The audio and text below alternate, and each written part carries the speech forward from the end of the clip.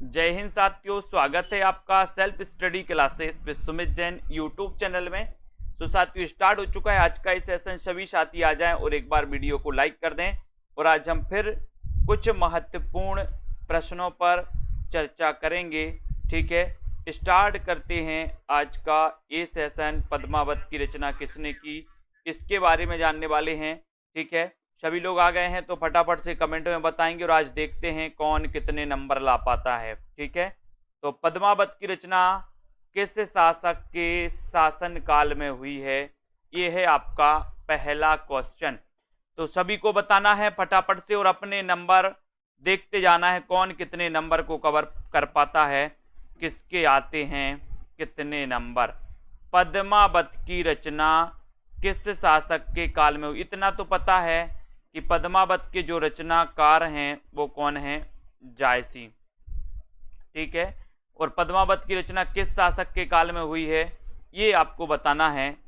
तब आपका उत्तर यहाँ पर क्या चला जाएगा, क्या चला जाएगा, उत्तर चला जाएगा शेर शाह सूरी। शेर शाह सूरी यानी कि आपका जो सी नंबर है, सी नंबर ये बिल्कुल सही है। ठीक है, पद्मावत की रचना किस शासक के शासनकाल में हुई है, शेर शाह सूरी के। ठीक है, वेरी गुड, बहुत बढ़िया। एक नार ने अचरज किया, सांप मार पिंजरे में दिया, ये किसकी पंक्ति है, बताइए किसकी पंक्ति है। एक नार ने अचरज किया, सांप मार पिंजरे में दिया, किसकी पंक्ति है। अमीर खुसरो की, विद्यापति की, भारतेंदु की, या फिर चंद वरदाई की। एक नार ने अचरज किया, सांप मार पिंजरे में दिया। और सभी लोगों को पता है कि सर ये जो पंक्ति है अमीर खुसरो की। ठीक है, ये आपका एक नंबर बिल्कुल सही हो जाएगा। ये खड़ी बोली के प्रथम कवि माने जाते हैं अमीर खुसरो, है ना, इनको याद रखेंगे। और दोस्तों आदिकाल की अंतिम अवस्था के कवि माने जाते हैं। ठीक है, ये नंबर आपका सही है। कैमास बद प्रसंग ये किस रचना में है, कैमास बद प्रसंग किस रचना में है। प्रश्न क्रमांक 3 का आपको चयन करना है। बताइए भाभी शिक्षिका जी, कैमास बद प्रसंग किस रचना में है, जल्दी से बताइए। आप सभी लोग भी अपना नाम अगर हिंदी में लिखेंगे तो और मजा आएगा। मैंने कई बार बताया है कि अपनी अपनी आईडी सभी लोग हिंदी में बना लो। ठीक है, कैमास बद प्रसंग किस रचना में है ये आपको बताना है। 3 नंबर आपको बताना है।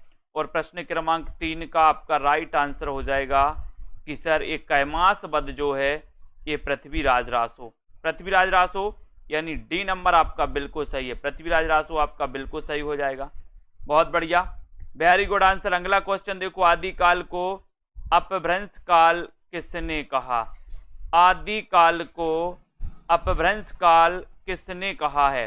बहुत अच्छा क्वेश्चन है। आदिकाल को अपन ने देखा था वीर गाथा काल रामचंद्र शुक्ल ने, बीज वपन काल महावीर प्रसाद द्विवेदी ने, ठीक है, सिद्ध सामंत काल राहुल सांकृत्यायन ने। अब यहाँ पर अपभ्रंश काल आपसे कहा गया, अपभ्रंश काल किसने कहा है, ये प्रश्न क्रमांक 4 का आंसर। और 4 में अपभ्रंश काल, तो आपको यहाँ पर सही उत्तर हो जाएगा, क्या नंबर हो जाएगा कि सर अपभ्रंश काल धीरेन्द्र वर्मा और गुलेरी जी ने भी इसे अपभ्रंश काल कहा है दोस्तों। ठीक है, तो याद रख लेना, आदिकाल को अपभ्रंश काल गुलेरी जी ने भी कहा है और धीरेन्द्र वर्मा ने जी भी कहा है। अपन ने पढ़ा था ना, धीरे से गोली मारो। ठीक है, बहुत बढ़िया। अगला क्वेश्चन, हिंदी भाषा में लिखा गया हिंदी साहित्य का पहला इतिहास कौन सा है। हिंदी भाषा में लिखा गया हिंदी साहित्य का पहला इतिहास कौन सा है। हिंदी साहित्य का आलोचनात्मक इतिहास, the modern vernacular literature of Hindustan, Mishra Bandhu Vinod, या फिर स्यो सिंह सरोज।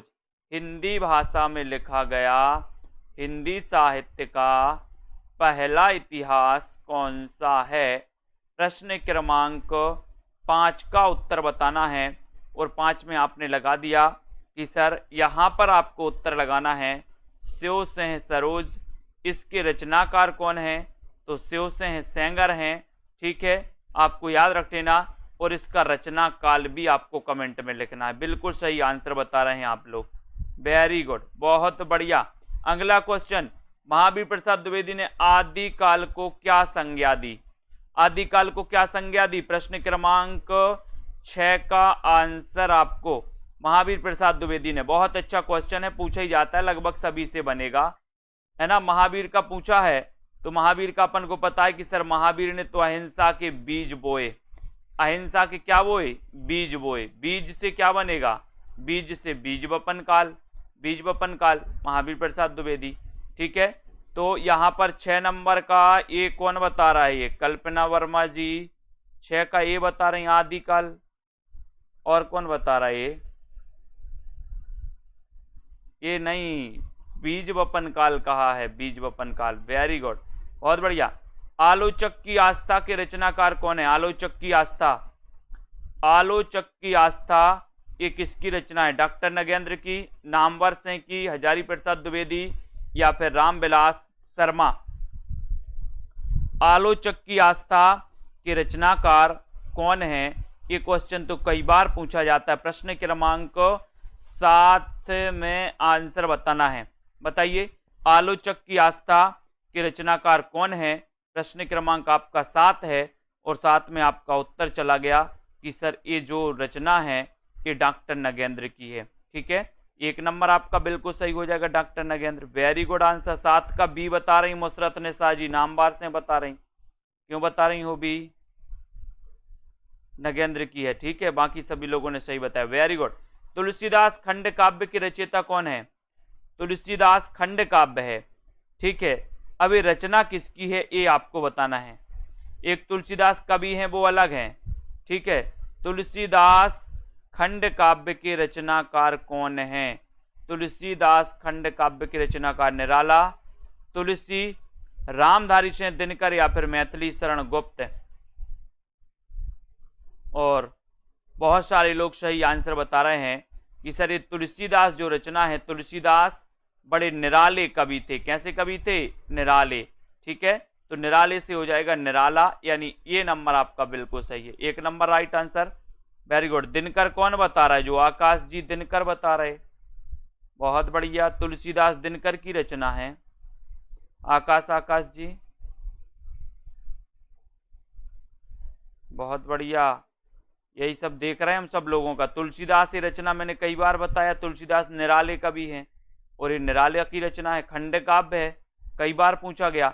अगला देखो, डॉक्टर रामकुमार वर्मा ने हिंदी साहित्य का आलोचनात्मक इतिहास में चित्रण किया है। बताइए कहां से कहां तक चित्रण किया है?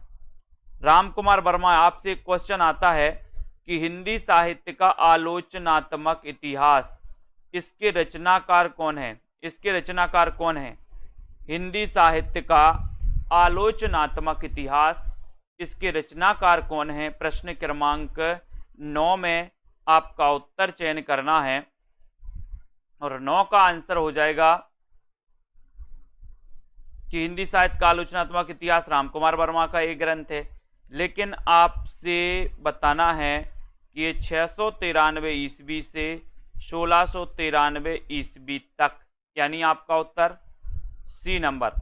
ठीक है, सी नंबर आपका बिल्कुल सही है। बहुत बढ़िया आंसर, सी नंबर, है ना। Very good. 693 से 1693 तक के काल को इसमें दोस्तों इतिहास में चित्रण किया गया। और ये हिंदी साहित्य का आलोचनात्मक इतिहास का रचना काल क्या है?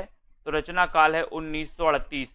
ठीक है, इसमें भक्ति काल तक ही वर्णन मिलता है, भक्ति काल तक, यानी कि ये ग्रंथ जो है अधूरा ग्रंथ है। ठीक है, कवियों के परिचयात्मक विवरण मैंने प्राय मिश्र बंधु विनोद से ही लिए हैं। ये कथन किसका है? ये कथन किसका है बताइए? कवियों के परिचयात्मक विवरण मैंने प्राय मिश्र बंधु विनोद से लिए हैं, ये कथन किसका है? प्रश्न क्रमांक 10 में आपसे पूछा गया है और 10 का राइट आंसर क्या हो जाएगा? एक क्वेश्चन पूछा गया था दोस्तों कि हिंदी साहित्य का एक ऐसा ग्रंथ जिसे आधार स्तंभ, आज भी वो आधार स्तंभ की तरह है ना, तो वो ग्रंथ कौन सा है? वो ग्रंथ है मिश्र बंधु विनोद। इसमें कितने कवियों का उल्लेख है? लगभग 5000 कवियों की। और यहाँ पर रामचंद्र शुक्ल भी आकर के कह रहे हैं कि जो कवियों के परिचयात्मक विवरण हैं वो मैंने मिश्र बंधु विनोद से ही लिए हैं। ठीक है, तो यहाँ पर रामचंद्र शुक्ल का अपन को याद कर लेना, इन्होंने ये कथन कहा है किसके बारे में? मिश्र बंधु विनोद के बारे में। तो डी नंबर आपका बिल्कुल सही। पहाड़ी हिंदी उपभाषा का विकास हुआ है? प्रश्न क्रमांक 11 में ये क्वेश्चन भी आपका आया था दोस्तों। पहाड़ी हिंदी उपभाषा का विकास हुआ है खस से, मागधी से, स्वर सैनी से या फिर ब्राचड़ से? किससे हुआ है पहाड़ी हिंदी उपभाषा का विकास? 11 नंबर में आपको चयन करना है। 11 नंबर का आपका जो सही आंसर हो जाएगा कि सर पहाड़ी हिंदी एक खास है। पहाड़ी हिंदी कैसी है? खास है, खास। पहाड़ी हिंदी तो खास है, खास है तो खस से इसका विकास होता है, खस से। ठीक है, ये नंबर आपका बिल्कुल सही है। मोहित जी सी क्यों बता रहे भैया? पहाड़ी हिंदी का एक खस माना जाता है, खस से हुआ है। खस लगाना है अपन को। ढूंढाड़ी किसे कहते हैं? ढूंढाड़ी जयपुरी को, जयपुरी बोली को, मालवी, मेवाती या फिर बघेली को किसे कहते? ढूंढाड़ी। बहुत अच्छा क्वेश्चन है।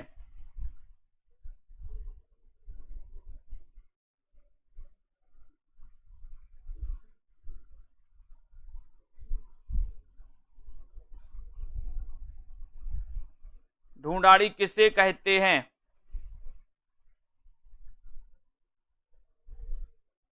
और आपका उत्तर हो जाएगा जयपुरी। ढूंढाड़ी किसे कहते हैं? जयपुरी को।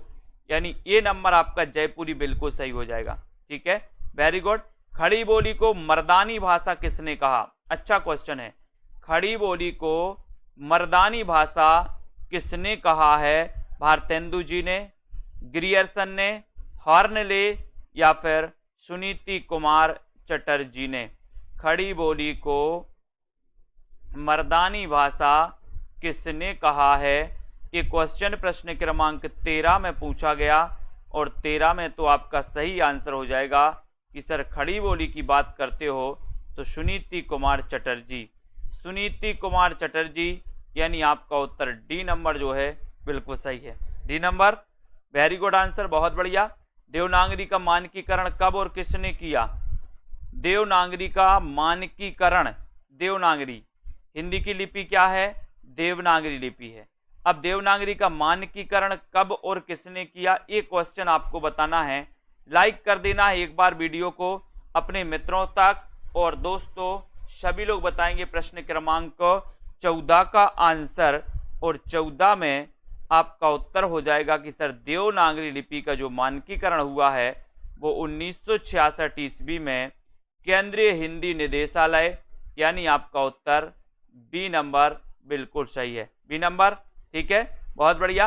अगला क्वेश्चन है, भक्ति काल ना तो तदयुगीन पराजित हिंदू पराजित की निराशा से उद्दुलित है और ना ही इस्लाम की प्रतिक्रिया है, ये किसकी उक्ति है? बताओ। भक्ति काल ना तो तदयुगीन पराजित हिंदू जाति की निराशा से दोस्तों इसका उद्भव हुआ, ना ही इस्लाम की प्रतिक्रिया है, ये कथन किसका है? तो प्रश्न क्रमांक आपका 15 है और 15 का उत्तर बताना है। ये प्रतिक्रिया है, ये तो स्वाभाविक देन है, ये तो स्वाभाविक है। ठीक है, ये क्वेश्चन आपको बताना है। तो देखो बहुत सारे लोग क्या बता रहे हैं 15 का आंसर में। 15 का आंसर देखो, पूनम जी ने सही बताया है। कौन बता रहा है? बी नंबर विश्वास मलिक जी, वेरी गुड। प्रमोद सैनी जी, सुषमा शुक्ला जी, बहुत बढ़िया। सुजाता जी, तो यहाँ पर आपका सही उत्तर होगा हजारी प्रसाद द्विवेदी।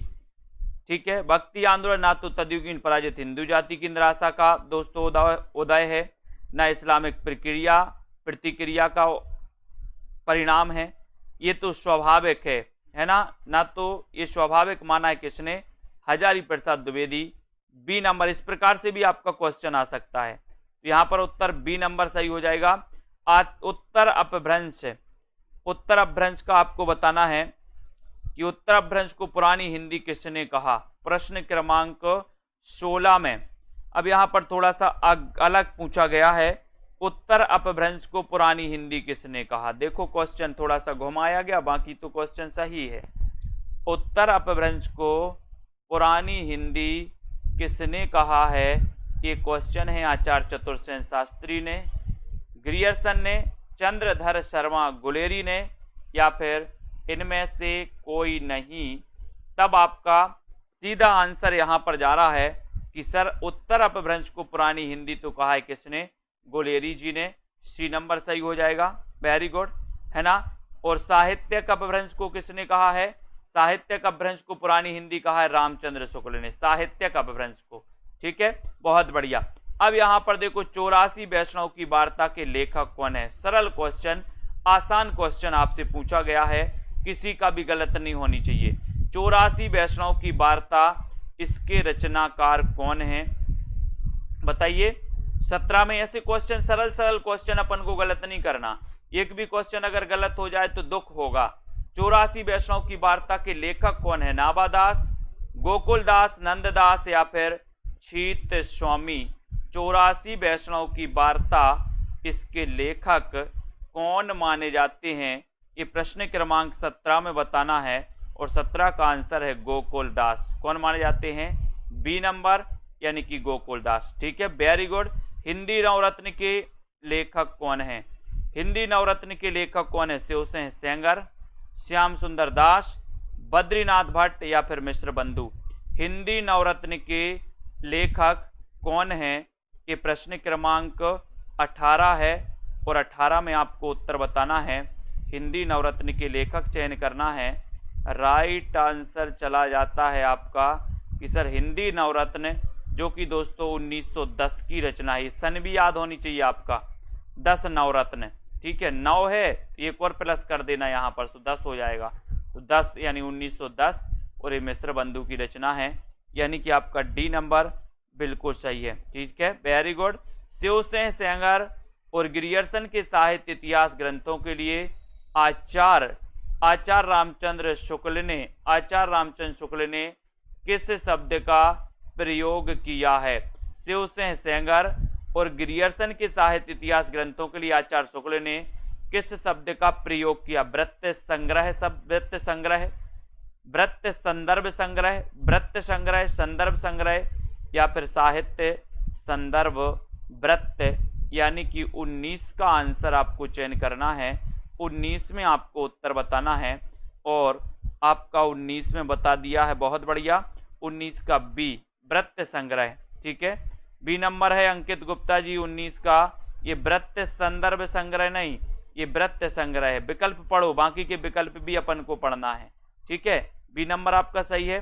पृथ्वीराज रासो को किसने सर्वप्रथम विवादास्पद घोषित किया? बहुत बढ़िया क्वेश्चन है। पृथ्वीराज रासो को किसने सर्वप्रथम विवादास्पद घोषित किया है? मैक्स मुलर ने, मोतीलाल मिनारिया, डॉक्टर बुलर, या फिर कर्नल टॉड ने। पृथ्वीराज रासो को किसने सबसे पहले विवादास्पद घोषित किया था? प्रश्न क्रमांक 20 का आंसर, और 20 में आपका सही आंसर चला गया। और विवादास्पद सबसे पहले घोषित किया था किसने? बहुत बढ़िया, वेरी गुड आंसर। सभी लोगों का आंसर लगभग सही आ रहा कि सबसे पहले डॉक्टर बुलर ने इसको विवादास्पद घोषित किया। सी नंबर आपका सही हो जाएगा। ठीक है, पृथ्वीराज रासो को हिंदी का पहला महाकाव्य किसने माना? और इसमें अध्यायों का नाम क्या है? अध्यायों का नाम भी बताना है। तो बताओ, पृथ्वीराज रासो को हिंदी का पहला महाकाव्य किसने माना और इसमें अध्यायों का नाम क्या है? बताएं। प्रश्न क्रमांक 21 का आंसर आचार्य शुक्ल ने, समय, आचार्य द्विवेदी संकल्प, गौरीचंद हीराचंद ओझा सर्ग, इनमें से कोई नहीं। देखते हैं कौन कौन यहाँ अटकता है। देखो कमला ठाकुर जी सी बता रही हैं, बहुत बढ़िया। और बताओ, सत्येंद्र जी भी सी बता दिए, इनने भी। और बताओ कौन बता रहा है? सी बता दिए कौन? आरती वर्मा जी बता दी सी। ठीक है, बहुत बढ़िया, सी बता दिए सौरभ वर्मा जी। ऐसा नहीं करना है। पृथ्वीराज रासो जो कि हिंदी का पहला महाकाव्य है, इसको दोस्तों प्रथम महाकाव्य आचार्य शुक्ल ने माना। और इसमें जो सर्ग हैं या जो अध्याय हैं उन्हें समय कहा जाता है। तो आपका उत्तर ए नंबर बिल्कुल सही हो जाएगा। यहाँ पर ए नंबर सही हो जाएगा। चरम व्यक्तिवाद ही प्रयोगवाद का केंद्र बिंदु है। ये कथन किसका है? मैं यही चाहता हूं दोस्तों कि जितने भी क्वेश्चन आए, जितने भी अपन क्वेश्चन पढ़ रहे हैं, उनमें से एक दो क्वेश्चन आपके मुश्किल से अगर गलत हो जाएं तब आपकी तैयारी सही है। और अगर आप बहुत सारे क्वेश्चन गलत कर रहे हैं, 8-10 क्वेश्चन गलत कर रहे हैं, तो आपकी तैयारी में कमी है। ठीक है, चरम व्यक्तिवाद ही प्रयोगवाद का केंद्र बिंदु है। ये कथन किसका है?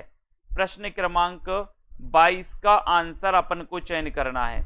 22 में सभी लोग बताएंगे राइट आंसर क्या हो जाएगा। 22 में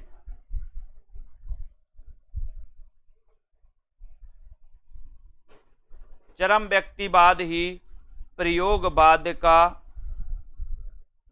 तो बिल्कुल सही आंसर आया है कि सर इसमें लगा दो आप नामवर से। चरम व्यक्तिवादी प्रयोगवाद का केंद्र बिंदु है, ये कथन है नामवर से का। ठीक है, बहुत बढ़िया, वेरी गुड। भारतीय सूफी मुख्यतः किस संप्रदाय से संबंधित माने जाते हैं?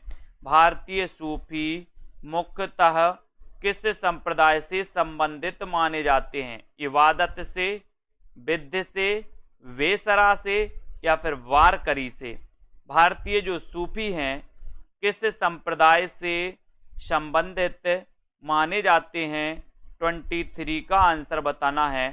और 23 में आपका सही आंसर जा रहा है कि सर जो भारतीय सूफी हैं ये मुख्यतः है वेसरा संप्रदाय, यानी सी नंबर आपका वेसरा संप्रदाय बिल्कुल सही हो जाएगा।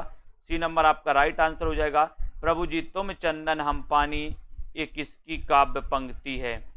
ये किसकी काव्य पंक्ति है? सूरदास की, तुलसीदास की, रैदास की, या फिर गुरु नानक की? प्रभु जी तुम चंदन हम पानी। अब इतने ये 4 गुरु दिख रहे हैं आपको, चारों के जन्म भी आपको बताना है। सूरदास का जन्म कब हुआ, तुलसीदास का कब हुआ, रैदास का कब हुआ, गुरु नानक का कब हुआ? मैंने रटवाए हैं इनको। बताओ प्रभु जी तुम चारों के एक लाइन में बताइए, ऐसे करके पूरी एक लाइन में कमेंट में लिखना है, अलग अलग नहीं। प्रभु जी तुम चंदन हम पानी, ये किसकी काव्य पंक्ति है? ये रैदास की है। रैदास आपको पता है कि रैदास नामदेव के बाद संत काव्य में दूसरा नंबर रैदास का आता है। ठीक है, अब बताओ इनके पूरे जन्म बताना है फटाक से। मृगावती को सूफी काव्य की प्रथम रचना किसने माना?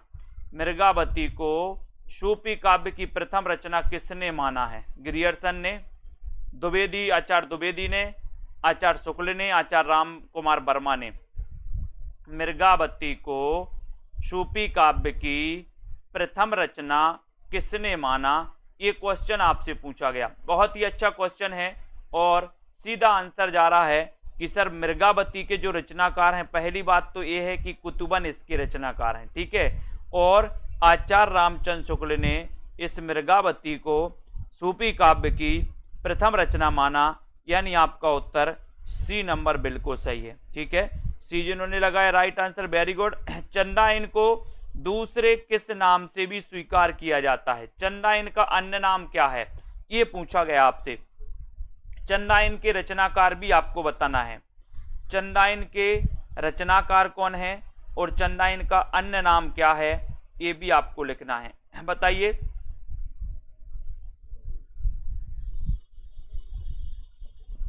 चंदाइन का नाम क्या है? और आपका सीधा आंसर जा रहा है कि सर इसका जो अन्य नाम है वो अन्य नाम है लोर कथा या लोर कहा। डी नंबर सही है। चंदाइन के रचनाकार कौन है बताइए? चंदाइन के रचनाकार चंद हसीनों के खतूत, ये किसकी रचना है? चंद हसीनों के खतूत, बहुत बढ़िया, मुल्ला दाऊद की, वेरी गुड। चंद हसीनों के खतूत ये किसकी रचना है? 4 विकल्प हैं। चंद हसीनों के खतूत बताना है। कुरैशी जी बताइए, चंद हसीनों के खतूत ये रचना किसकी है?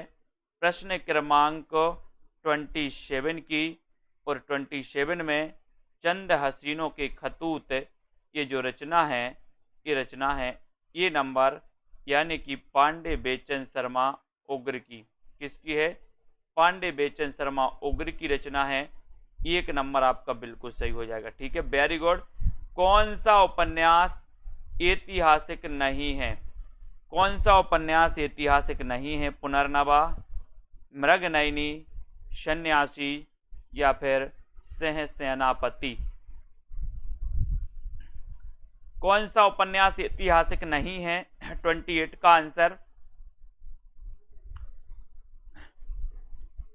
और बहुत ही बढ़िया प्रश्न आपसे पूछा गया है और आपका उत्तर है कि वो उपन्यास है सन्यासी। सन्यासी उपन्यास ऐतिहासिक नहीं है, ठीक है। पुनर्नवा है, मृगनयनी है, सिंह सेनापति भी है, ठीक है। अब इनके पूरे रचनाकार भी आपको बताना है। पुनर्नवा हजारी प्रसाद का है, मृगनयनी वृंदावन लाल वर्मा का है, सन्यासी का रचनाकार आपको बताना है शिव सेनापति राहुल सांकृत्यायन, ठीक है। अब सन्यासी ये किसका दोस्तों उपन्यास है, जल्दी से बताओ सन्यासी उपन्यास किसका है। उसके बाद खंजन नयन किस प्रकार का उपन्यास है? खंजन नयन ये किस प्रकार का उपन्यास है? पत्रात्मक, जीवनी परक, आत्मकथात्मक या फिर इनमें से कोई नहीं? बहुत अच्छा क्वेश्चन है और खंजन नयन आपसे पूछा गया प्रश्न क्रमांक 29 में, और 29 का सीधा आंसर जा रहा है कि सर ये जो खंजन नयन है ये जीवनी परक है, बी नंबर। बहुत बढ़िया। सन्यासी ईला चंद्र जोशी जी का उपन्यास पूछा है तो ये जीवनी परक आपका बी नंबर सही है। अंधा युग के रचनाकार कौन है? अंधा युग के रचनाकार कौन है? अंधा युग के रचनाकार कौन है? बहुत ही बढ़िया है। अपन ने कई बार पढ़ा है कि सर अंधा है युग काय के बिना? काय के बिना? धर्म के बिना। तो धर्मवीर भारती जी का ये रचना है दोस्तों अंधा युग। वेरी गुड, ये बिल्कुल सही है। ये दोस्तों आपका ये खंजन नयन सूरदास के जीवन पर आधारित है, ठीक है। आचार्य रामचंद्र शुक्ल का सैद्धांतिक आलोचना संबंधी ग्रंथ कौन सा है? सैद्धांतिक आलोचना संबंधी ग्रंथ कौन सा है? चिंतामणि, रश्मि मानसा, त्रिवेणी या फिर जायसी ग्रंथावली? आचार्य रामचंद्र शुक्ल का सैद्धांतिक आलोचना संबंधी ग्रंथ कौन सा है? प्रश्न क्रमांक 31 में, और 31 में आपका आंसर जा रहा है, क्या जा रहा है? रश्मि मानसा। ये सैद्धांतिक आलोचना संबंधी ग्रंथ है दोस्तों, बी नंबर बिल्कुल सही है। हिंदी रेखा चित्र का जनक किससे माना जाता है? यहां पर क्वेश्चन आपसे पूछा गया 32 का आंसर बताएं। हिंदी रेखा चित्र का जनक किसे माना जाता है? ये आपका प्रश्न है और आपका सीधा आंसर जा रहा है हिंदी रेखा चित्र का जनक किसे माना जाता है? तो आपको पता है दोस्तों ये पद्म सिंह शर्मा को, ठीक है। इन्होंने एक पद्म पराग लिखा था, पद्म पराग। ये रेखा चित्र संग्रह है दोस्तों, लेकिन याद रख लेना रेखा चित्र संग्रह है। कभी आपसे पूछा जाए कि हिंदी का प्रथम रेखा चित्र संग्रह कौन सा है तो आपको पद्म पराग बताना है, पद्म पराग, ठीक है। ये याद रख लेना। और पद्म पराग पद्म सिंह शर्मा का है, ठीक है। Very good. हिंदी में रिपोर्ताज के प्रथम हस्ताक्षर कौन है? हिंदी में रिपोर्ताज के प्रथम हस्ताक्षर कौन है? ये आपको चयन करना है। 33 का आंसर अमृतलाल नागर, विष्णु प्रभाकर, शिवदान सिंह चौहान, कन्हैया लाल मिश्र, प्रभाकर। तो बताओ हिंदी में रिपोर्ताज के प्रथम हस्ताक्षर कौन है? प्रश्न क्रमांक 33 में। और सभी लोगों को पता है कि सर हिंदी का प्रथम जो रिपोर्ताज है वो लक्ष्मीपुरा है, लक्ष्मीपुरा, ठीक है। और लक्ष्मीपुरा शिवदान सिंह चौहान, यानी सी नंबर आपका बिल्कुल सही। Very good. जो व्यक्ति वस्तु या परिस्थितियां स्थायी भाव को जागृत करती हैं, बहुत बढ़िया क्वेश्चन है, उन्हें क्या कहते हैं? उन्हें क्या कहते हैं? जो व्यक्ति वस्तु या परिस्थितियां स्थायी भाव को जागृत करती हैं उन्हें क्या कहते हैं? संचारी भाव, उत्प्रेरक, अनुभाव या फिर विभाव? क्या है? प्रश्न क्रमांक 34 में। अच्छा क्वेश्चन है, क्वेश्चन हमेशा आता है दोस्तों 34 का, और 34 का आपको बताना है। बहुत ही बढ़िया क्वेश्चन है। क्या कहते हैं उसे? 34 में। देखो बहुत सारे लोग गलत करेंगे इस क्वेश्चन को, देखते हैं कौन कौन गलत कर रहा। रेखा त्रिपाठी जी ने पहले ही गलत कर दिया, भाभी शिक्षिका जी भी गलत कर रहे हैं, सरोज जी ने भी गलत कर दिया, और किसने बताया है? मुकनद जी ने सही बताया, वेरी गुड। मोहित जी ने भी सही बताया, अंकित गुप्ता जी, वेरी गुड, बहुत बढ़िया। कुमुद जी, पूजा जी, बहुत सारे लोग, लगभग 80% लोगों ने गलत बताया आंसर। जो व्यक्ति वस्तु या परिस्थितियां स्थायी भाव को जागृत करती हैं उन्हें कहते हैं दोस्तों विभाव। क्या कहते हैं? विभाव। यानी आपका उत्तर डी नंबर सही है। क्या है? D number. ठीक है, डी नंबर आपका सही है।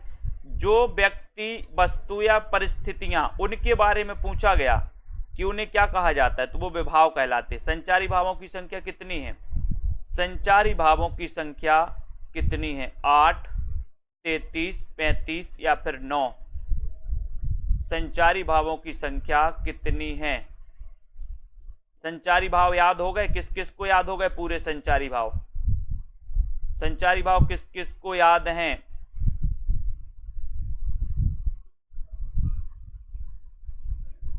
संचारी भाव, और संचारी भाव होते हैं कितने? 33। किस किस को याद है संचारी भाव? ये आपका यहाँ पर बी नंबर बिल्कुल सही है, 33 सही है। ठीक है, और एक क्वेश्चन आया था कि छल नामक इस संचारी भाव किसने माना दोस्तों? 34वां। तो देव कवि ने छल नामक 34वां संचारी भाव माना। भरत मुनि कृत नाट्य शास्त्र में निम्न में से किस अलंकार का वर्णन नहीं है, उल्लेख नहीं मिलता? किस अलंकार का उल्लेख नहीं मिलता? आपको पता है दोस्तों कि भरत मुनि ने कितने अलंकार माने हैं? 4 अलंकार माने हैं। अब ये चारों अलंकार आपको पता होनी चाहिए कि कौन कौन से माने हैं। ठीक है, अब 4 अलंकारों में इन्होंने कौन सा नहीं माना? प्रश्न क्रमांक 36 में। 36 में सभी लोग बताएंगे, और 36 में बहुत सारे लोग फिर गलत करेंगे यहाँ पर कि भरत मुनि ने कौन सा अलंकार नहीं माना है। तो देखते हैं कौन सही बता रहा है, कौन सही बता रहा है। तुक्का लगा रहे पूरे। सुषमा शुक्ला जी ने सही बताया है, वेरी गुड, बहुत बढ़िया। एक दो लोगों ने सही बताया।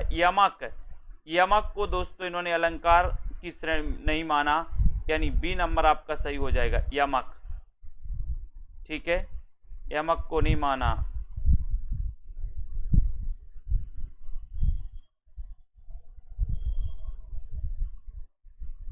ठीक है, अगला क्वेश्चन देख लो।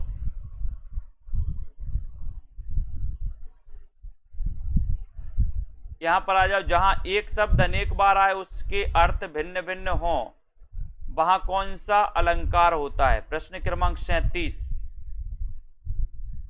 का बताइए, सही है क्या? 37 का आंसर आपको चयन करना है, जल्दी बताएं फटाक से।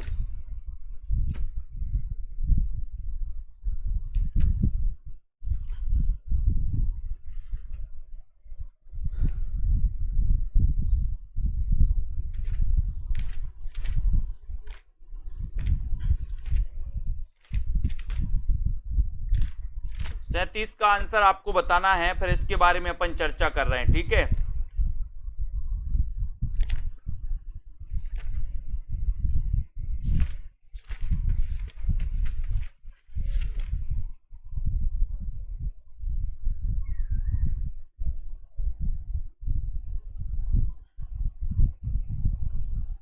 यहां पर आपको जहां एक शब्द अनेक बार आए और उसके अर्थ भिन्न हो, तो वहां पर आपका 37 का उत्तर क्या हो जाएगा? 37 यानी कि 37 का आंसर, और 37 में यहां पर यमक अलंकार हो जाएगा। ठीक है, डी नंबर आपका सही है, वेरी गुड। इसके बारे में अपन चर्चा कर रहे हैं, अभी 36 नंबर का है ना। ठीक है, ओके। हिंदी में रीति सिद्धांत के प्रथम प्रस्तोता कौन है? हिंदी में रीति सिद्धांत के प्रथम प्रस्तोता कौन है, जल्दी से बताओ।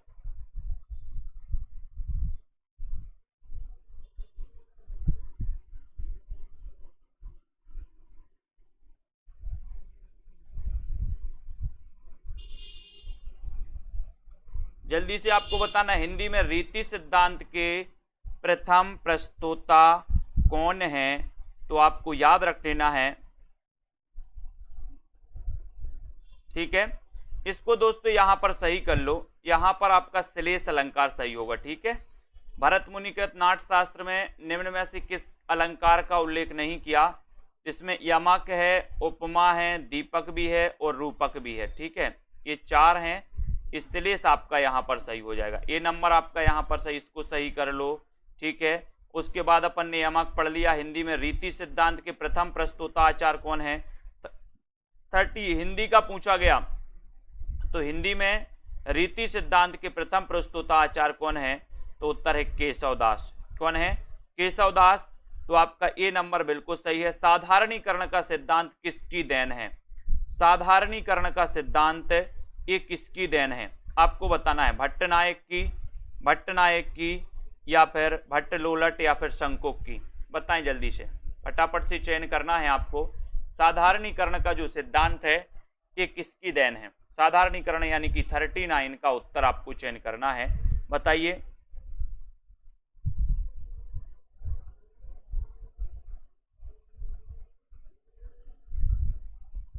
खंजन नयन सूरदास के जीवन पर आधारित है और मानस का हंस ये तुलसीदास के जीवन पर आधारित है, ठीक है। साधारणीकरण का सिद्धांत यानी कि 39 का आंसर, और 39 में आपका उत्तर हो जाएगा कि सर भट्टनायक। किसने? भट्टनायक। ए नंबर सही है। ये सिद्धांत किसकी देन है? 1 नंबर राइट आंसर। अनुकरण सिद्धांत के प्रणेता हैं, अनुकरण सिद्धांत के प्रणेता कौन है? क्रोचे, रिचर्ड्स, अरस्तु या फिर कॉलरिज? बताएं। अनुकरण सिद्धांत के प्रणेता कौन है? सभी लोगों को याद हो गया कि भरत मुनि ने कौन कौन से 4 अलंकार माने हैं? कौन कौन से माने हैं? उपमा, ठीक है, रूपक, है ना, यमक और दीपक, ठीक है। ये अपन को याद रखते ना, ये 4 अलंकार माने, क्वेश्चन ऐसे ही आएगा आपका, ठीक है। उपमा, रूपक, यमक और दीपक, ठीक है, इनको याद रख लेना। और अनुकरण सिद्धांत ये 40 का आंसर है। 40 में आपका सही आंसर जा रहा है कि सर इसमें अरस्तु लगा दो, यानी कि सी नंबर लगा दो। वेरी गुड आंसर, बहुत बढ़िया। साहित्य ज्ञान राशि का संचित कोश है, ये किसकी उक्ति है? साहित्य ज्ञान राशि का संचित कोश है, ये किसकी उक्ति है? ये बताना है 41 में, ठीक है। और यहां पर आपका संचित कोश है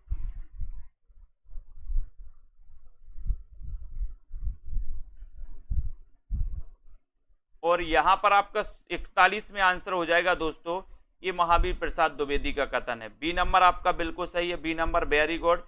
रस सूत्र के व्याख्याकारों का सही अनुक्रम क्या है? 42 में बताइए। 42 में आपको चयन करना है। और रस सूत्र के जो दोस्तों रस सूत्र जो दिया है वो किसने दिया? भरत मुनि ने। और इनके व्याख्याकारों का क्रम बताना है, तो क्रम में आपका सबसे पहले कौन हो जाएंगे दोस्तों? बताइए। अब ये तो कट गए, ये तो आपने काट दिया, बच्चे 2। अब बच्चे 2 में कौन आएंगे सबसे पहले? बताओ क्या हो जाएगा सही आंसर रस सूत्र के व्याख्याकारों में?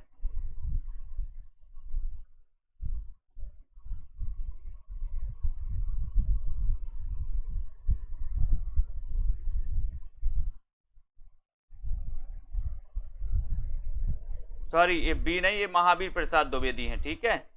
साहित्य ज्ञान राशि का संचित कोश है, ये महावीर प्रसाद द्विवेदी का है। हाँ, वेरी गुड, बहुत बढ़िया। ये महावीर प्रसाद द्विवेदी अपन को याद कर लेना, महावीर प्रसाद द्विवेदी का ये साहित्य ज्ञान राशि का संचित कोश है, ठीक है। और रस सूत्र के व्याख्याकारों में आपका उत्तर सी नंबर सही है, ठीक है। भट्टलोलट, शंकोक, भट्टनायक, अभिनव गुप्त, इसको याद रख लेना है। शंकोक, ठीक है, भट्टनायक और अभिनव गुप्त ये आते हैं, इसको एक बार सही कर लो। महावीर साहित्य ज्ञान राशि का संचित कोश है, ये महावीर प्रसाद द्विवेदी, यानी सी नंबर सही है। अनुवाद करते समय जिस भाषा में अनुवाद प्रस्तुत किया जाता है, जिस भाषा में, उसे क्या कहते दोस्तों? अनुवाद के बारे में भी कहा गया कि अनुवाद करते समय जिस भाषा में अनुवाद प्रस्तुत किया जाता है उससे क्या कहते हैं? 43 का आंसर बताना है। स्रोत भाषा या फिर अन्य, दूसरी या लक्ष्य भाषा? तो अनुवाद करते समय जिस भाषा में अनुवाद किया जाता है उसे कहा जाता है लक्ष्य भाषा, ठीक है। डी नंबर आपका लक्ष्य भाषा राइट आंसर हो जाएगा, डी नंबर सही हो जाएगा, वेरी गुड। रस कलश का रचनाकार कौन है? रस कलश का रचनाकार कौन है? 44 में आपको चयन करना है। रस कलश आपको पता है ये रीति ग्रंथ माना जाता है दोस्तों हरिऔध का, रस कलश है ना, और ये किसका ग्रंथ है, हरिऔध, यानी ये नंबर आपका बिल्कुल सही है। ठीक है, आवारा मसीहा में किसके जीवन का उल्लेख है, आवारा मसीहा में किसके जीवन का उल्लेख है आपको बताना है। और किस किस को अभी जूनियर सुपर टेट का मॉडल पेपर लेना है, सभी साथी जूनियर सुपर टेट का मॉडल पेपर ले लें। आवारा मसीहा किसके जीवन का उल्लेख है इसमें, और यहां पर आपका उत्तर हो जाएगा शरत चंद्र। ठीक है, इसके रचनाकार कौन है, तो विष्णु प्रभाकर है ना, विष्णु प्रभाकर, ये आपका ए नंबर बिल्कुल सही है। ठीक है, आधुनिक भारतीय आर्य भाषाओं का विकास किससे हुआ है, आधुनिक भारतीय आर्य भाषाओं का विकास किससे हुआ है, रोमन से, द्रविड़ से, अपभ्रंश से, या फिर इनमें से कोई नहीं। 46 का आंसर, आधुनिक भारतीय आर्य भाषाओं का विकास किससे हुआ है, 46 में आपको चयन करना है। 46 का राइट आंसर क्या हो जाएगा, आधुनिक भारतीय आर्य भाषाओं का किससे हुआ है, और आपका उत्तर है अपभ्रंश से, अपभ्रंश से यानी सी नंबर। ठीक है, आधुनिक भारतीय आर्य भाषाओं का विकास हुआ अपभ्रंश से, सी नंबर आपका बिल्कुल सही है। ऊष्म में संघर्षी वर्ण कौन से हैं, ऊष्म में संघर्षी वर्ण आपको बताना है कौन से हैं, ऊष्म में संघर्षी, ये क्वेश्चन भी बड़ा आता है दोस्तों आपका 47 में, और 47 का आपका राइट आंसर यहां पर हो जाएगा कि सर सा हा, यानी ये नंबर। ठीक है, इसको याद रखोगे। उसके बाद भाषा मुंशी के नाम से विख्यात हैं, तो कौन विख्यात हैं, प्रश्न क्रमांक 48 में, 48 में आपका राइट आंसर यहां पर क्या हो जाएगा, भाषा मुंशी के नाम से विख्यात हैं। कौन विख्यात है भाषा मुंशी के नाम से, जिनकी रचना कौन सी है, प्रेम सागर, कौन सी है, प्रेम सागर। ठीक है, प्रेम सागर के रचनाकार कौन है, लल्लू लाल, यानी कि आपका ए नंबर, ये भाषा मुंशी के नाम से विख्यात हैं। विभाषा कहते हैं दोस्तों विक्षिप्त भाषा को, विशिष्ट भाषा को, बोली को, या फिर इनमें से कोई नहीं। विभाषा कहते हैं, तो विभाषा किसे कहते हैं, विभाषा, प्रश्न क्रमांक 49 का आंसर आपको चयन करना है, विभाषा किसे कहते हैं, और सीधा आंसर जा रहा है कि सर विभाषा कहते हैं बोली को, बोली को, यानी सी नंबर। ठीक है, C number, very good Kamaldeep ji. अब आपको बताना है कौन सा लक्षण अवधि का नहीं है, अवधि का कौन सा नहीं, या के स्थान पर जा का प्रयोग, वा के स्थान पर बा का प्रयोग, ड़ा के स्थान पर रा का प्रयोग, या फिर ना के स्थान पर ड़ा का प्रयोग, कौन सा लक्षण अवधि का नहीं है, जल्दी से बताना है। और जो भी हमारे साथी मास्टर कैडर के मॉडल पेपर लेना चाहते हैं, तो अभी मास्टर कैडर के मॉडल पेपर में भी छूट है, और जो भी जूनियर टेट के मॉडल पेपर लाना चाहते हैं उनके लिए तो छूट है ही। ठीक है, 50 का आंसर बताना है, और 50 का आपका हो जाएगा कि सर ना के स्थान पर ड़ा का प्रयोग, ये नहीं है, ये लक्षण अवधि का नहीं है, यानी डी का आपका बिल्कुल सही हो जाएगा। ठीक है, अब दोस्तों अपन अगली क्लास में पढ़ेंगे इसके बाद के क्वेश्चन। ठीक है, बहुत बढ़िया, सभी लोगों के लिए धन्यवाद। जो भी जूनियर देखना, अरबी का पर्याय क्या है, अवधि का पर्याय बताइए, पूर्विया, कोसली, देहाती, या फिर बघेली, यानी कि प्रश्न क्रमांक 51 है, और 51 में आपको चयन करना है। यहां पर दोस्तों ये क्वेश्चन कहा गया कि अवधि को और किस नाम से जाना जाता है, ये है क्वेश्चन, तो बताइए और किस नाम से जाना जाता है, अवधि का दूसरा नाम क्या है, या पर्याय क्या है, ऐसा पूछा गया। अपन पर्यायवाची पढ़ते हैं, यानी कि दूसरा नाम, तो दूसरा नाम इसका क्या है, इसका दूसरा नाम है कोसली, अवधि का दूसरा नाम क्या है, कोसली। ठीक है, अवधि कोसली। ठीक है, बहुत बढ़िया। खड़ी बोली को कौरवी किसने कहा, अब एक सबसे बड़ी बात तो ये है कि खड़ी बोली को कौरवी कहा जाता है, खड़ी बोली का दूसरा नाम क्या है, कौरवी।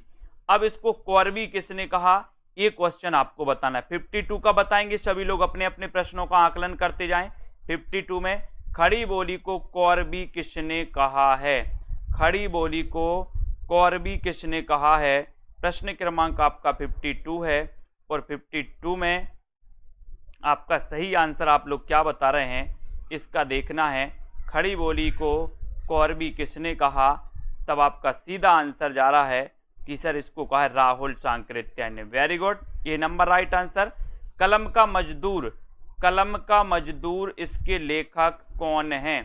कलम का मजदूर इसके लेखक कौन है? शिवरानी देवी, अमृत राय, परिपूर्णानंद या फिर धर्मवीर भारती। कलम का मजदूर इसके रचनाकार कौन है, ये आपको बताना है। बहुत अच्छा क्वेश्चन है। कलम का मजदूर के रचनाकार आपसे पूछा, इसके लेखक कौन है? क्या दिया है यहां पर लेखक का नाम? प्रश्न क्रमांक 53 में कलम का मजदूर आपसे पूछा गया, तो बताइए कौन कौन सही बता रहा है, बताइए।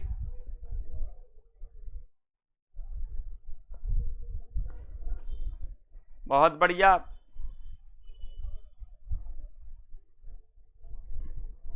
यही देख रहे हैं हम कौन कौन सही उत्तर बता रहा है। भावी शिक्षिका धर्मवीर भारती बता रही हैं।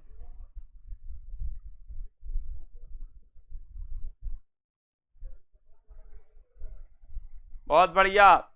जिन्होंने ये अमृत राय बताया है उनको धन्यवाद।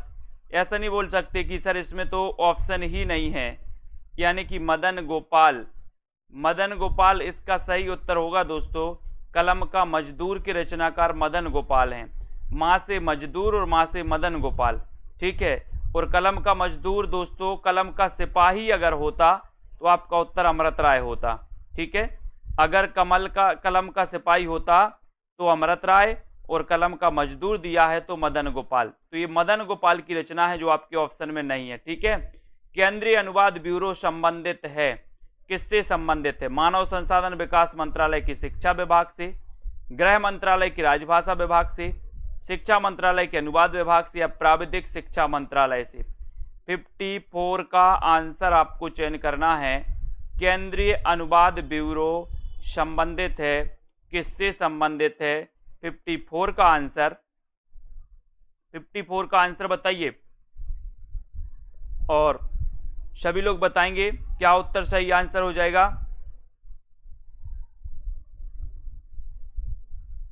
और सही उत्तर है कि सर गृह मंत्रालय की राजभाषा विभाग से संबंधित है, यानी बी नंबर आपका यहां पर सही हो जाएगा। बी नंबर सही यहां पर, गृह मंत्रालय की राजभाषा विभाग, बी ये अनुवाद ब्यूरो, केंद्रीय अनुवाद ब्यूरो, ठीक है। मेरी असफलताएं किसकी आत्मकथा है? मेरी असफलताएं किसकी आत्मकथा है? वियोगी हरि, बाबू गुलाब राय, महात्मा गांधी, सुभाष चंद्र बोस। बताइए। इतना पढ़ना है आपको, इतना पढ़ना है दोस्तों कि जब आपके अंदर एक कॉन्फिडेंस आ जाए, जैसे अभी लोग बहुत सारे लोग इसको अमृत राय ही लगा दिए, जब आपको एक कॉन्फिडेंस आ जाए कि आप कलम के मजदूर को मदन गोपाल बता सको, ये कॉन्फिडेंस आ जाए बिना ऑप्शन में होते हुए, तब समझ लेना कि सिलेक्शन हमारा हो जाएगा। कलम का मजदूर को मदन गोपाल बता सको, कहने का तात्पर्य यह है कि गलत चीज को समझ सको कि यहां पर ऑप्शन में नहीं है। इतना कॉन्फिडेंस आपको लाना है पढ़ने में। मेरी असफलताएं किसकी आत्मकथा है? तो यह है बाबू गुलाब राय, यानी बी नंबर, ठीक है। B number. राजभाषा के रूप में हिंदी के क्रियान्वयन के लिए निम्नलिखित में केंद्रीय हिंदी समिति गठित की गई है दोस्तों। तो आपको बताना है किसकी अध्यक्षता में गठित की गई राजभाषा के रूप में? राष्ट्रपति की, प्रधानमंत्री की, उपराष्ट्रपति की, या फिर गृह मंत्री की? यानी कि 56 का आंसर आपको चयन करना है। 56 का आपका सही आंसर क्या हो जाएगा? राजभाषा के रूप में हिंदी के क्रियान्वयन के लिए निम्न में से किसकी अध्यक्षता में? तो वो है दोस्तों प्रधानमंत्री की अध्यक्षता में, ठीक है। बी नंबर आपका सही, बहुत बढ़िया, ठीक है। अगला क्वेश्चन, राजभाषा के रूप में हिंदी का प्रयोग बढ़ाने और इसके प्रचार प्रसार के उद्देश्य से एक त्रैमासिक पत्रिका प्रकाशित हो रही है, उसका नाम क्या है? उसका नाम क्या है दोस्तों? राजभाषा हिंदी का प्रयोग बढ़ाने और इसके प्रचार प्रसार के लिए एक पत्रिका प्रकाशित हो रही है, उसका नाम क्या है? राजभाषा भारती, राजभाषा हिंदी, राजभाषा प्रसार, या राजभाषा प्रबोध? यानी कि 57 का आंसर आपको चयन करना है। 57 में आपका सही आंसर क्या हो जाएगा? कौन सी पत्रिका प्रकाशित हो रही है? प्रश्न क्रमांक 57।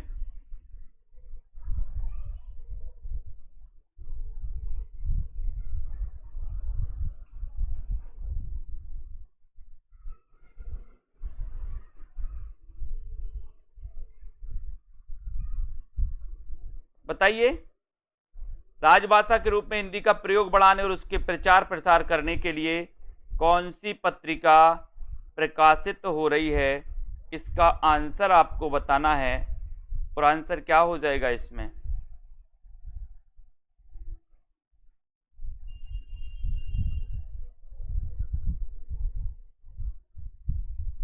ठीक है, तो इसका आंसर अभी सी नंबर लगा लो दोस्तों आपका, राजभाषा प्रसार। इसके बारे में हम आपको बताएंगे। ठीक है, इसका थोड़ा सा डाउट लग रहा है, अभी मैं आपको बता रहा हूं। एक बूंद सहसा उछली यात्रा वृत्त के लेखक कौन है? एक बूंद सहसा उछली यात्रा वृत्त के लेखक कौन है? एक बूंद सहसा उछली यात्रा वृत्त के जो लेखक हैं वो लेखक कौन है, वो आपको बताना है। बहुत अच्छा क्वेश्चन है और आपका सीधा आंसर जा रहा है कि सर एक बूंद सहसा उछली जो यात्रा वृत्त है ये अज्ञेय जी का है। बी नंबर आपका बिल्कुल सही हो जाएगा, बी नंबर आपका सही है। बहुत बढ़िया आंसर। अगले क्वेश्चन की ओर जाते हैं अपन। मिश्र बंधु विनोद में सम्मिलित कवियों की संख्या कितनी है? मिश्र बंधु विनोद में सम्मिलित कवियों की संख्या कितनी है? जल्दी बताओ। लगभग 1000, लगभग 3000, लगभग 4000 या फिर लगभग 5000? बिल्कुल सरल क्वेश्चन है, बहुत बढ़िया क्वेश्चन है और यहां पर आपका उत्तर है कि सर लगभग 5000। ठीक है, डी नंबर आपका सही है। वेरी गुड, बहुत बढ़िया। अगला क्वेश्चन देखते हैं, है ना। इसका आंसर आप राजभाषा भारती लगाओ दोस्तों, ये आपका ए नंबर सही है। राजभाषा के रूप में हिंदी प्रयोग बढ़ाने और इसके प्रचार प्रसार के लिए राजभाषा भारती, राजभाषा भारती ए नंबर जिन्होंने बताया था उनका आंसर बिल्कुल सही है। ए नंबर लगा लो इसमें, ए नंबर। वेरी गुड, राजभाषा भारती। ठीक है, उसके बाद अज्ञेय हो जाएगा और यहां लगभग 5000। अति सूदो स्नेह को मारक किसकी पंक्ति है? अति सूदो स्नेह को मारक ये पंक्ति किसकी है? अति सूदो स्नेह को मारक ये पंक्ति किसकी है? बताइए, घनानंद की है या फिर बिहारी की है, सूरदास या फिर तुलसीदास की है? बताएं किसकी पंक्ति अति सूदो स्नेह को मारक? ये प्रश्न क्रमांक 60 में अपन को चयन करना है और 60 में आपका सीधा आंसर जा रहा है कि सर आपका उत्तर है यहां पर घनानंद। ठीक है, ये number right answer. Very good, बहुत बढ़िया। संवेदनात्मक ज्ञान और ज्ञानात्मक संवेदन सूत्र का प्रयोक्ता कौन है? संवेदनात्मक ज्ञान और ज्ञानात्मक संवेदन सूत्र का प्रयोक्ता कौन है? 61 में अज्ञेय, धूमिल, मुक्तिबोध, विजय देव नारायण शाही। बहुत अच्छा क्वेश्चन है दोस्तों, प्रश्न क्रमांक 61 में लगभग सभी से बनेगा। संवेदनात्मक ज्ञान और ज्ञानात्मक संवेदन सूत्र के प्रयोक्ता कौन है? और 61 में आपका सही आंसर जा रहा है मुक्तिबोध। मुक्तिबोध यानी सी नंबर आपका बिल्कुल सही है, मुक्तिबोध राइट आंसर। मुंशी प्रेमचंद के उर्दू उपन्यास चौगाने हस्ती का अनुवाद जिन्होंने दोस्तों किस नाम से किया? चौगाने हस्ती का बताना है किस नाम से किया? मुंशी प्रेमचंद के उर्दू उपन्यास चौगाने हस्ती का अनुवाद किस नाम से किया? रंगभूमि नाम से, प्रेमाश्रम, सेवा सदन या फिर गबन नाम से? 62 का आंसर चयन करना है। मुंशी प्रेमचंद के उर्दू उपन्यास चौगाने हस्ती का अनुवाद किस नाम से किया? 62 का उत्तर बताना है और 62 में आपने बताया कि सर रंगभूमि नाम, यानी ये नंबर आपका बिल्कुल सही है। ठीक है, ये नंबर राइट आंसर। बंगाल का अकाल रिपोर्टाज किसका है? बंगाल का अकाल रिपोर्टाज किसका है? बहुत अच्छा क्वेश्चन है। किसका माना जाता है? 63 में बंगाल का अकाल ये रिपोर्टाज किसका है, ये आपसे पूछा गया है। और बताइए कुरैशी जी, बंगाल का अकाल, बोले सर ये बंगाल का अकाल आया है उस वहां पर प्रकाश करना है, प्रकाश, तो प्रकाश चंद्र गुप्त। बी नंबर आपका सही हो जाएगा, बी नंबर। ठीक है, राइट आंसर।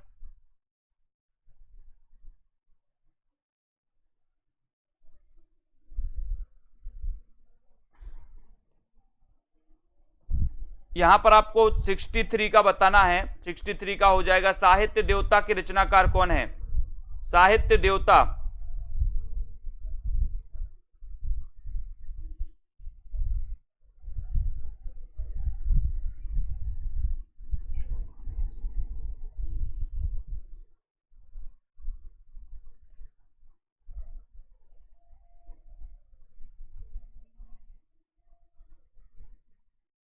साहित्य देवता के रचनाकार कौन है, इसका आंसर बताना है। तो आपको बताए साहित्य देवता को माखन खवाना है, तो माखन लाल चतुर्वेदी, यानी कि ये नंबर आपका बिल्कुल सही है। ठीक है, बहुत बढ़िया। अगला क्वेश्चन देखते हैं। अस्तित्ववादी नहीं है तो कौन है? अस्तित्ववादी कौन नहीं है?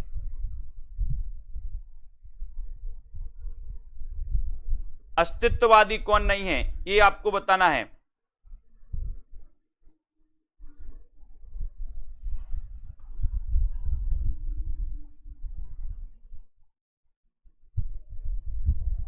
और सही आंसर हो जाएगा कि सर ये जो अस्तित्ववादी नहीं है, यहां पर 65 में आपसे पूछा गया है, तो कौन नहीं है? यहां पर अलग क्वेश्चन दिया गया दोस्तों मलार में, यानी सी नंबर सही हो जाएगा यहां पर। ठीक है, ये अस्तित्ववादी नहीं है, सी नंबर है ना। अगला क्वेश्चन देखो, खैर किस आचार का सिद्धांत चित्र तुरंग न्याय पर आधारित है? 66 का आंसर 66 चित्र तुरंग न्याय पर आधारित है। तो प्रश्न क्रमांक 66 में आपको चयन करना है किस आचार का सिद्धांत, किस आचार का सिद्धांत, किस आचार्य का सिद्धांत चित्र तुरंग न्याय पर आधारित है, ये बताना है। और प्रश्न क्रमांक 66 में आपका उत्तर हो जाएगा शंकोक, है ना। इनका चित्र तुरंग न्याय पर आधारित है, ये नंबर आपका बिल्कुल सही है, ये नंबर। वेरी गुड आंसर, बहुत बढ़िया। अगले क्वेश्चन की ओर बढ़ेंगे।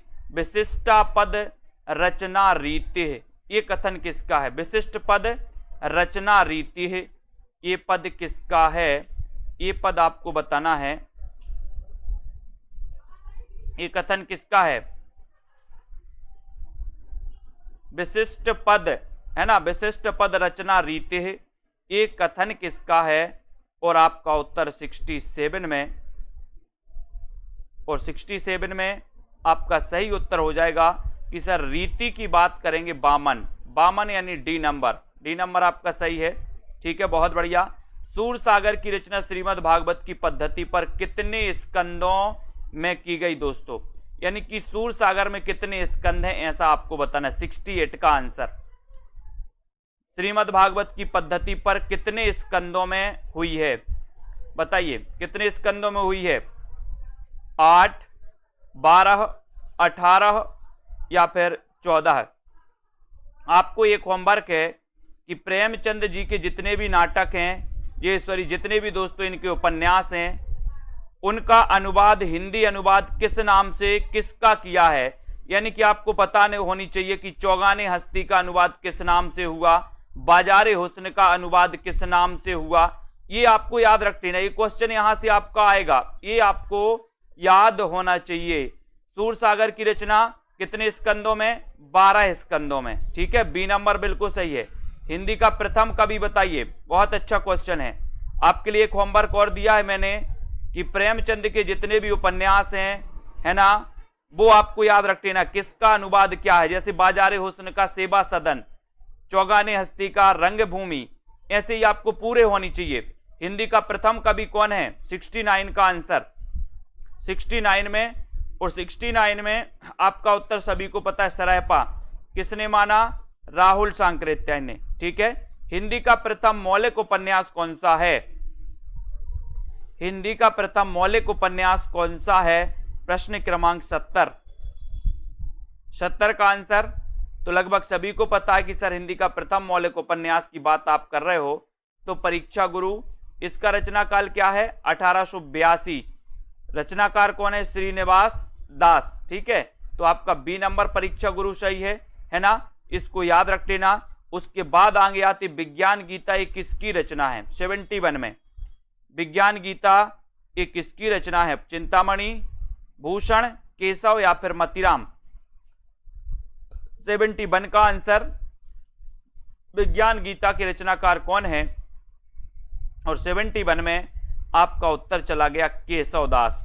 ठीक है, केशवदास जो कि रीति काल के प्रवर्तक माने जाते हैं। लोग हैं लागी कवित्त बनावत, मोहितो मेरे कवित्त बनावत, ये पंक्ति किसकी है? ये पंक्ति बताना है आपको। लोग हैं लागी कवित्त बनावत, मोहितो मेरे कवित्त बनावत, इस पंक्ति के रचनाकार कौन है? दोस्तों मैं भी एक लिस्ट बना रहा हूं कि क्या क्या चीजें हैं जो आपको अंदर से याद होनी चाहिए। जैसे पूरे संचारी भाव आपको याद होनी चाहिए, पूरे सात्विक भाव आपको याद होनी चाहिए, 9 रसों के स्थायी भाव आपको याद होनी चाहिए। ठीक है, उसके बाद दोस्तों आपको जितने उपन्यास जो उनका अनुवाद हुआ है किस नाम से हुआ वो भी याद होनी चाहिए। तो मैं एक इसकी लिस्ट बना रहा हूं कि क्या क्या अंदर से, जैसे कामायनी के 15 सर्ग हैं वो आपको पूरे याद होनी चाहिए, जो अंदर से क्वेश्चन आते हैं, है ना। तो यहां पर 72 का आंसर है। 72 का आपको बताना है कि लोग हैं लागी कवित्त बनावत और मोहित तो मेरी कवित्त बनावत, साकेत शीर्षक महाकाव्य का अर्थ क्या है? ये साकेत महाकाव्य है 12 सर्गों का, किसका है? मैथिली शरण गुप्त का। ठीक है, और राम काव्य पर आधारित दूसरा महाकाव्य दोस्तों रामचरितमानस के बाद। ठीक है, साकेत याद रख लेना, 1931 इसका रचना काल है ना। और इस महाकाव्य का अर्थ क्या है? तो आपको पता ही है कि सर इसका अर्थ है अयोध्या, यानी ये नंबर आपका सही है। ठीक है, और आप लोग भी लिस्ट बनाइए और हमें भी बताइए कि क्या क्या रह गया है, क्या क्या ऐसी चीजें हैं जिनको अंदर से पढ़ना चाहिए। हिंदी साहित्य में हालाबाद का आगमन किसके प्रभाव से माना गया? हिंदी साहित्य में हालाबाद का आगमन किसके प्रभाव से माना गया? आगे आने वाले एग्जामों में जो आपकी गलतियां होती, जो आपसे गलतियां हो रही हैं, उन गलतियों को अपन को पकड़ना है कि गलतियां कहां से हो रही हैं, और वो लिखना है कि हमें इन चीजों को अलग से पढ़ना है, गहराई से पढ़ना है। हालाबाद का आगमन किसके प्रभाव से माना जाता है? प्रश्न क्रमांक 74 में, और सीधा आंसर आपका जा रहा है 74 में कि सर ये जो हालाबाद है जिसके हिंदी में प्रवर्तक हरिवंश राय बच्चन हैं, और ये फारसी साहित्य का प्रभाव, यानी कि ये नंबर आपका सही है।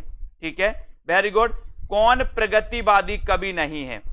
प्रगतिवादी कवि कौन नहीं? अज्ञे, सुमित्रानंदन पंत निराला या फिर शिवमंगल सिंह सुमन?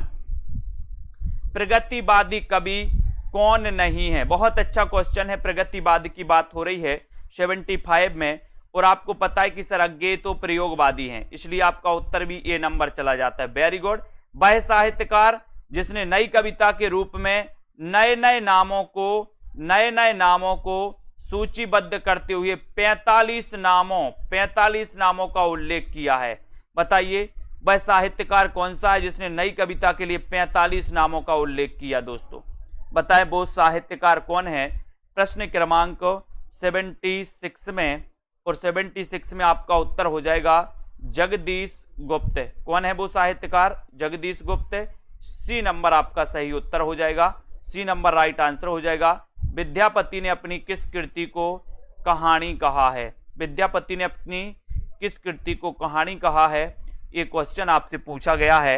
विद्यापति की दोस्तों आपको पता है पदावली मैथिली में, कीर्ति लता, कीर्ति पताका अबहट्ट में रचित रचनाएं हैं। ठीक है, तो इन्होंने अपनी किस कृति को कहानी कहा? ये क्वेश्चन आपसे पूछा गया 77 में, और आपका उत्तर हो जाएगा कीर्ति लता, यानी डी नंबर आपका सही है। ठीक है, D number, very good. Prithviraj Raso को सुख सुखी संवाद के रूप में रचित मानने वाले जो हैं वो कौन है? अच्छा क्वेश्चन है। पृथ्वीराज रासो जो कि रामचंद्र शुक्ल ने इसे हिंदी का प्रथम महाकाव्य माना है, ठीक है, और इसको सुख सुखी संवाद के रूप में रचित मानने वाले जो विद्वान है 78 में, वो विद्वान कौन है? उन विद्वान का नाम आपको बताना है। 78 का उत्तर आपको बताना है, और 78 में आपका उत्तर चला गया कि सर पृथ्वीराज रासो को सुख सुखी संवाद के रूप में रचित मानने वाले जो विद्वान हैं वो विद्वान है हजारी प्रसाद द्विवेदी, यानी कि ये नंबर देखो लोकेश जी शुक्ल जी लगा रहे हैं, शुक्ल जी नहीं हजारी प्रसाद द्विवेदी, ये नंबर। ठीक है, जायसी के किस काव्य में देवनागरी वर्णमाला के एक एक अक्षर को एक एक अक्षर को दोस्तों लेकर के सैद्धांतिक बातें कही गई हैं। बताइए, जायसी के किस काव्य में देवनागरी वर्णमाला के एक एक अक्षर को सैद्धांतिक बातें कही गई? आखिरी कलाम, अखरावट, मधुमालती या फिर इनमें से कोई नहीं, यानी कि 79 में। और आपको पता है वर्णमाला के एक एक अक्षर से संबंधित पूछा गया तो आपका उत्तर है अखरावट। अखरावट यानी बी नंबर आपका सही है। ठीक है, बी नंबर, वेरी गुड। आचार्य शुक्ल ने किस सूफी कवि को सूफी काव्य परंपरा का पहला कवि माना है? किस सूफी कवि को माना? 80 में। अच्छा क्वेश्चन है।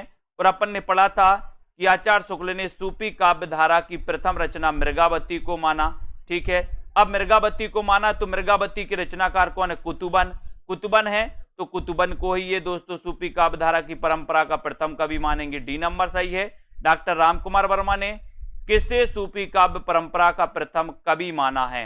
रामकुमार वर्मा ने किसको सूफी काव्य परंपरा का प्रथम कवि माना है? जायसी को, नूर मोहम्मद को, मुल्ला दाऊद को या फिर कुतुबन को?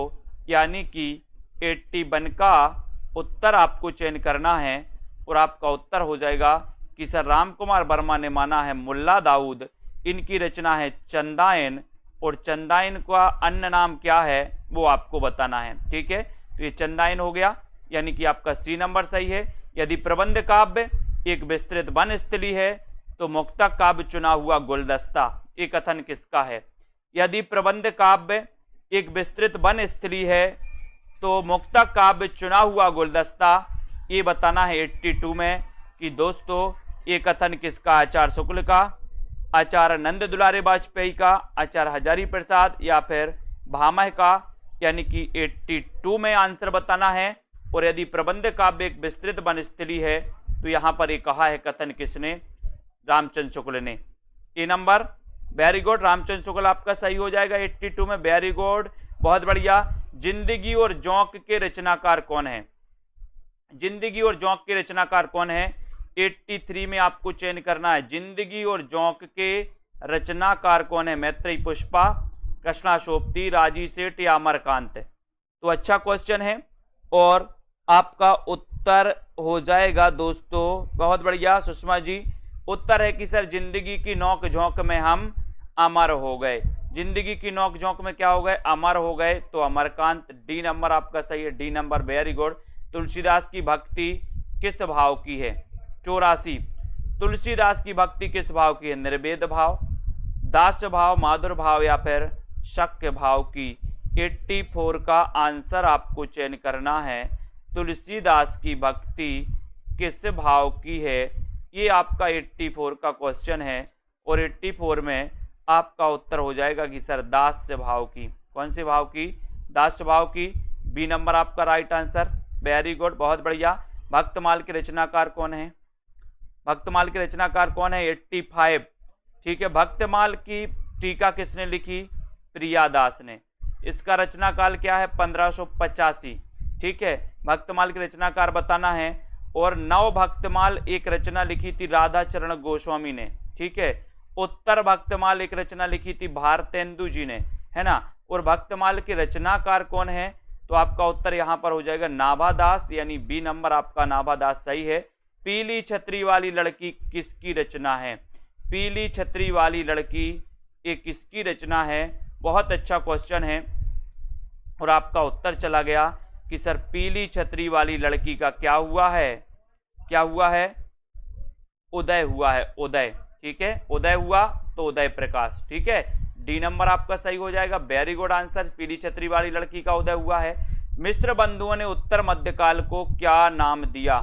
मिस्र बंधुओं ने उत्तर मध्यकाल को क्या नाम दिया है? रीति काल, कला काल, श्रृंगार काल या फिर अलंकृत काल? यानी कि 87 का आंसर। और उत्तर मध्यकाल को जो नाम दिया है मिश्र बंधुओं ने, वो नाम दिया है दोस्तों अलंकृत काल। ठीक है, श्रृंगार काल नाम किसने दिया है? विश्वनाथ ने। विश्व में श्रृंगार होता है इसलिए श्रृंगार काल विश्वनाथ, अलंकृत काल दोस्तों मिश्र बंधुओं ने दिया। ठीक है, उसके बाद बिहारी के दोहों पर किसका प्रभाव माना जाता है? बिहारी, ये वही बिहारी हैं दोस्तों, रीति काल के रीति सिद्ध काव्यधारा के कवि हैं बिहारी जी, ठीक है। और बिहारी की एक रचना है बिहारी सतसई। बिहारी सतसई में कितने दोहे हैं? 713 दोहे हैं, कहीं कहीं इसमें 719 दोहे भी मिलते हैं। लेकिन बिहारी के दोहे पर किसका प्रभाव है, ये आपसे क्वेश्चन पूछा गया और 88 का उत्तर हो जाएगा गाथा सप्तशती। किसका? गाथा सप्तशती। बी नंबर आपका सही है, बहुत बढ़िया। शिव शंभू का चिट्ठा व्यंग्यात्मक निबंध के रचनाकार कौन है? 89 का उत्तर आपको बताना है। शिव शंभू का चिट्ठा ये बताना है। और चिट्ठा बना देते ना आप लोग, बालों का चिट्ठा, बोले बालों का चिट्ठा बना लो, जूटा बालों का चिट्ठा, तो बाल से हो जाएगा बाल मुकुंद गुप्त, और शिव शंभू का चिट्ठा, तो आपका सी नंबर बिल्कुल सही है, ठीक है। देवरानी जेठानी की कहानी किसका उपन्यास है? 90 में देवरानी जेठानी की कहानी, ये उपन्यास किसका है? 90 का उत्तर आपको बताना है। बहुत ही अच्छा क्वेश्चन है दोस्तों 90 में, और 90 में सीधा आंसर जा रहा है। अपन ने पढ़ा था कि देवरानी जेठानी से गोरी है। क्या है? गोरी। गोरी है तो समझ जाना, देवरानी जेठानी की कहानी, कहानी नहीं ये उपन्यास है, इसको कंफ्यूज नहीं होना। यहाँ पर कहानी लिखा है लेकिन ये क्या है? उपन्यास। और देवरानी जेठानी से गोरी है, इसलिए गोरी दत्त का उपन्यास है, यानी बी नंबर आपका सही है। Very good. पंत और पल्लव किसकी कृति है? पंत और पल्लव किसकी कृति है? 91। पंत और पल्लव, देखो एक पल्लव रचना है, एक पल्लव किसकी है? पल्लव है दोस्तों अपने पंत जी की, पंत जी की है, जिसको छायावाद का मैनिफेस्टो कहा जाता है, ठीक है। छायावाद का घोषणा पत्र कहा जाता है, जिसका रचना काल 1928 है। लेकिन आपको पंत और पल्लव ये किसकी कृति है? तो ये है दोस्तों निराला जी की, ठीक है। निराला जी का जन्म कब हुआ था? 1997 महिषादल मेदिनीपुर में, ठीक है। करबला नाटक के रचयिता कौन है? 92 में करबला। बताते जाए फटाफट से 92 का आंसर, और सीधा आंसर यहाँ पर आपका जा रहा है 92 में कि सर आप करबला पूछोगे तो इसके जो रचनाकार हैं वो रचनाकार हैं कौन? प्रेमचंद। बोले सर प्रेम भी बड़ी करबला है, बला है, बला है, प्रेम है बला कि नहीं? बला है, तो ये करबला याद रख लेना, ये नाटक है प्रेमचंद जी का, याद रखो सभी लोग। बी सी नंबर सही है। इन्हें भी इंतजार है, काय का? बताइए। इन्हें भी इंतजार है मार्कंडे, शिव प्रसाद से, रामवृक्ष बैनीपुरी, या फिर नामवर से हैं? इन्हें भी इंतजार है, काहे का इंतजार है? इन्हें भी काहे का इंतजार है? बताओ। प्रश्न क्रमांक 93, और आपका सही उत्तर हो जाएगा कि सर इन्हें भी इंतजार है शिव के प्रसाद का। शिव के प्रसाद का यानी बी नंबर शिव प्रसाद से हैं, आपका सही आंसर चला जाएगा। बी नंबर आपका राइट आंसर हो जाएगा। हंसा जाई अकेला। हंसा जाई अकेला के रचनाकार कौन है? मार्कंडे, रघुवीर सहाय, शिव प्रसाद सिंह, धर्मवीर भारती। यानी कि 94 का उत्तर बताना है हंसा जाई अकेला। अगर हंसा अकेला जा रहा तो मारकंडे। कंडे हैं आप लोगों के घर की? नहीं है, नहीं तो पत्थर मारने लगो। बोले सर हंसा अकेला जाई तो मारकंडे, हंसा अकेला जाई तो मारकंडे। ये नंबर आपका सही हो जाएगा, ठीक है। ये नंबर आपका बिल्कुल सही हो जाएगा, बहुत बढ़िया आंसर। फिर अगला क्वेश्चन, 1 इंच मुस्कान उपन्यास है, किसका उपन्यास है? 95। 1 इंच मुस्कान ये किसका उपन्यास है? ये 95 में आपको बताना है। और बहुत ही बढ़िया क्वेश्चन जाएगा कि सर 1 इंच मुस्कान, 1 इंच मुस्कान इसके जो रचनाकार हैं वो कौन है? बताइए। ये कैसी रचना मानी जाती है ये भी आप लोग बता दो। 1 इंच मुस्कान जो रचना है दोस्तों, यहां पर तो आपको बताना है विकल्प अनुसार, ठीक है। तो ये मन्नू भंडारी और राजेंद्र यादव का, ठीक है। यानी कि आपका ये संयुक्त रूप से इन्होंने लिखा था 1 इंच मुस्कान, ठीक है, बहुत बढ़िया। राग दरबारी के रचनाकार कौन है? राग दरबारी बनेगा सभी से, राग दरबारी। दरबार में मेरा लाल बैठा है, लाल।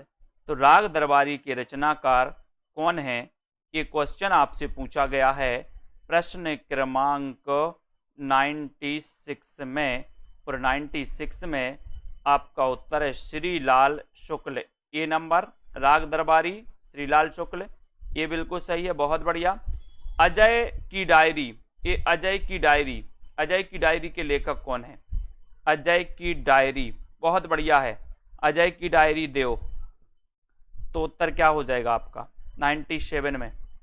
बहुत बढ़िया क्वेश्चन है।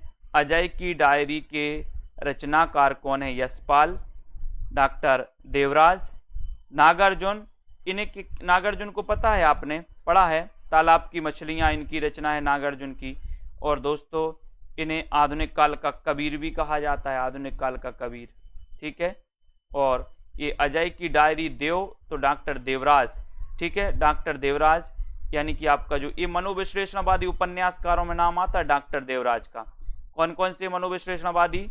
जैनेन्द्र कुमार, ठीक है, अग्गे, ईलाचंद्र जोशी, ठीक है, और डॉक्टर देवराज। ये चार जो हैं ये मनोविश्लेषणवादी उपन्यासकारों में आते हैं, जो आपको पता होनी चाहिए, ठीक है। उसके बाद झूठा सच, झूठा सच ये किसका उपन्यास है? 98 में झूठा सच, यशपाल, नागार्जुन, रांगे राघव, उदय शंकर भट्ट, झूठा सच। तो बहुत अच्छा क्वेश्चन है 98 में, और 98 का आंसर आपका सही हो जाएगा झूठा सच। ये किसका उपन्यास है 98 में? और आपका सही उत्तर है यशपाल का, यशपाल, यानी कि 1 नंबर आपका बिल्कुल सही है, ठीक है, वेरी गुड, 1 नंबर। अगला क्वेश्चन देखो, मुर्दों का टीला, इसके रचनाकार कौन है? मुर्दों का टीला, मुर्दों का टीला, इसके रचनाकार कौन है ये बताना। झूठा सच, बिल्कुल गोविंद जी, ये भारत विभाजन पर आधारित है, ठीक है। मुर्दों का टीला, इसके 99 का उत्तर आपको बताना है। और बोले सर मुर्दों का टीला रांगे राघव, रांगे राघव, बी नंबर, ठीक है। ये फणीसुरनाथ रेणु कैसे उपन्यासकार हैं? आंचलिक उपन्यासकार हैं, ठीक है। हिंदी का प्रथम आंचलिक उपन्यास कौन सा है? मेला आंचल, मेला आंचल, ठीक है। ये मुर्दों का टीला ये रांगे राघव जी की रचना है, यानी कि आपका उत्तर बी नंबर बिल्कुल सही है, ठीक है, वेरी गुड। चित्रलेखा किसकी रचना है? चित्रलेखा, अच्छा क्वेश्चन है दोस्तों।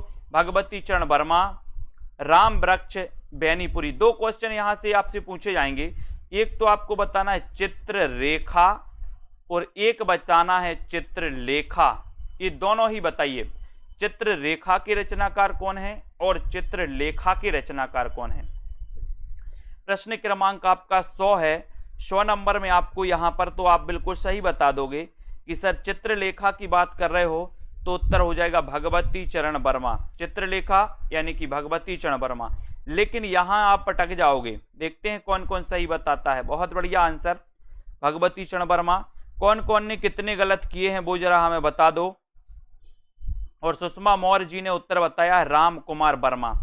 चित्ररेखा राम कुमार वर्मा और चित्रलेखा भगवती चरण वर्मा, कंफ्यूज नहीं होना, ठीक है, याद रखते ना, रेखा वाला राम कुमार है और लेखा वाला भगवती। लेखा जोखा रहता ना भगवती के पास कि आप क्या लेखा, आप क्या पाप कर रहे, क्या पुण्य कर रहे, तो भगवती के पास लेखा जोखा, ठीक है। और चित्ररेखा ये राम कुमार वर्मा का है, ठीक है, ये राम कुमार वर्मा की रचना है। अब बताओ किसके कितने गलत हुए हैं, फटाफट से आपको बताना है किसके कितने गलत हुए हैं, वो आपको चयन करना है, बताना है, बताइए। एक गलत हुआ सौरभ वर्मा जी का, बहुत बढ़िया, धन्यवाद। और बताओ किसी का बिल्कुल भी गलत नहीं हुआ, ऐसा कोई है? 2 गलत, वेरी गुड। 5 गलत हो गए शांति जी के। गलत नहीं करना है, गलत नहीं करना है, सुधारना है, शुद्धि करना है, ठीक है।